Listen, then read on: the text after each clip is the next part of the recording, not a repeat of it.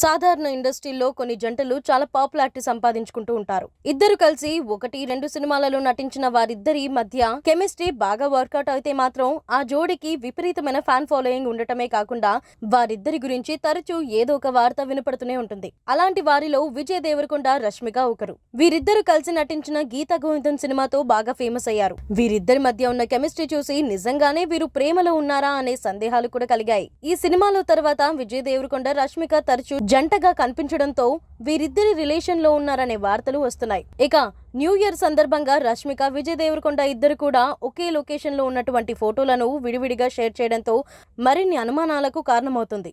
ఇకపోతే తాజాగా నటి రష్మిక నటించిన వారసుడు, మిషన్ మజ్ను సినిమాలు విడుదల సందర్భంగా ఈమె మీడియాతో మాట్లాడుతూ పలు విషయాల గురించి ముచ్చటించారు. ఈ సందర్భంగా రష్మిక మాట్లాడుతూ చాలా మంది నేను విజయ్ కలిసి సినిమాలో నటిస్తే చూడాలని కోరుకుంటున్నారు. అయితే ప్రస్తుతానికి తనతో ఎటువంటి సినిమాలు చేయలేదని, ఈ ఏడాది లేదా వచ్చే ఏడాది తప్పకుండా తనతో సినిమా చేస్తానంటూ ఈ సందర్భంగా రష్మిక విజయ్ దేవరకొండతో సినిమా గురించి హింట్ ఇచ్చారు. విజయ్ దేవరకొండతో సినిమా తప్పకుండా చేస్తానని, త్వరలోనే ఆ గుడ్ న్యూస్ చెప్తానని చెప్పడంతో అభిమానులు కూడా ఎంతో సంతోషం వ్యక్తం చేస్తున్నారు.